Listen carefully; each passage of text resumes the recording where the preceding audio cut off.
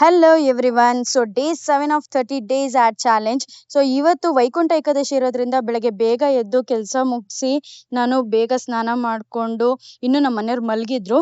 So already ನಾನು ಸ್ನಾನ ಮುಗಿಸಿ ರೆಡಿ ಆಗಿ ಸೊ ನಾನು ರೆಡಿ ಆಗೋದೆಲ್ಲ ನಾನು ವಿಡಿಯೋ ಮಾಡಿಲ್ಲ, ಯಾಕೆಂದರೆ ತುಂಬ ಟೈಮ್ ಇರಲಿಲ್ಲ, ನಂಗೆ ತುಂಬ ಲೇಟ್ ಆಗೋಗುತ್ತೆ ಆಫೀಸ್ಗೆ ಅಂತ. ಸೊ ನಾನು ಬೇಗ ಬೇಗ ದೇವ್ರ ಸಾಮಾನೆಲ್ಲ ಬೆಳಗಿದ್ದೆ ಅದನ್ನೆಲ್ಲ ಫುಲ್ಲು ಕ್ಲೀನ್ ಮಾಡಿ ನಾನು ರೆಡಿ ಮಾಡಿ, ಇವತ್ತು ವೈಕುಂಠ ಏಕಾದಶಿ ಇರೋದ್ರಿಂದ ವೆಂಕಟೇಶ್ವರ ಫೋಟೋಗೆ ಸ್ವಲ್ಪ ಹೂವು ಇಡೋದು, ಚಿಕ್ಕ ಫೋಟೋಗೆ ಹೂವು ಇಡೋದೇ ಸಿಕ್ಕಾಪಟ್ಟೆ ಕಷ್ಟ. ಅದರಲ್ಲಿ ನಿಧಾನಕ್ಕೆ ಇಟ್ಟು ನಾನು ಪೂಜೆ ಸ್ಟಾರ್ಟ್ ಮಾಡೋಣ ಅಂತ ಅಂದ್ಕೊಂಡೆ.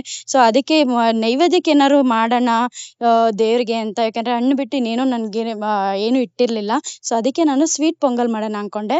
ಎಲ್ಲರೂ ಮಾಡೋ ಥರ ಸ್ವೀಟ್ ಪೊಂಗಲ್ ಅಲ್ಲ, ನಾನು ಸ್ವಲ್ಪ ಡಿಫ್ರೆಂಟು, ಅಂದರೆ ಮಾಡಿರೋ ರೈಸ್ ಅಂತಾರೆ, ರೈಸ್ಗೆ ನಾನು ಎಲ್ಲ ಮಿಕ್ಸ್ ಮಾಡಿ ಬೆಲ್ಲ ಎಲ್ಲ ಇದು ಮಾಡಿ ನಾನು ಮಾಡ್ತೀನಿ. ಅದೊಂದೇ ನನಗೆ ತುಂಬ ಚೆನ್ನಾಗಿ ಗೊತ್ತಿರೋದು.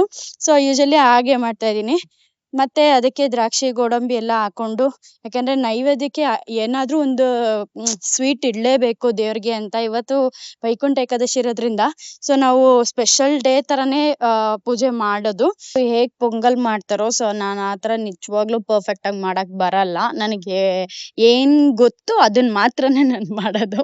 ನೀವೇ ನೋಡ್ತಾ ಇದ್ದೀರಾ ಹೆಂಗಿರುತ್ತೆ ಅಂತ. ಬಟ್ ತುಂಬ ಚೆನ್ನಾಗಿತ್ತು.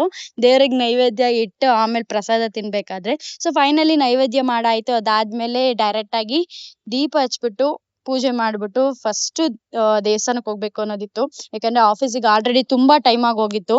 ಸೊ ಅದಕ್ಕೆ ಬೇಗ ಬೇಗ ನಾನು ಪೂಜೆ ಮಾಡಿಬಿಟ್ಟು ಮನೆ ಬಿಡೋಣ ಅಂತ ಅಂದ್ಕೊಂಡೆ. ಸೊ ಫೈನಲಿ ನೋಡಿ ನಾನು ಈ ಥರ ದೇವ್ರನ್ನ ರೆಡಿ ಮಾಡಿರೋದು.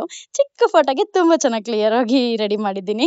ಸೊ ಅದಾದಮೇಲೆ ನಾನು ದೇವಸ್ಥಾನಕ್ಕೆ ಬಂದೆ ದೇವ್ರು ನೋಡಿಕೊಂಡು ದರ್ಶನ ಮಾಡಿಕೊಂಡು ಸೊ ಡೈರೆಕ್ಟಾಗಿ ನಾನು ಆಫೀಸಿಗೆ ಬಂದೆ. ಮತ್ತೆ ನಾಳೆ ಸಿಗೋಣ. ಓಕೆ, ಬಾಯ್ ಬಾಯ್, ಟೇಕ್ ಕೇರ್.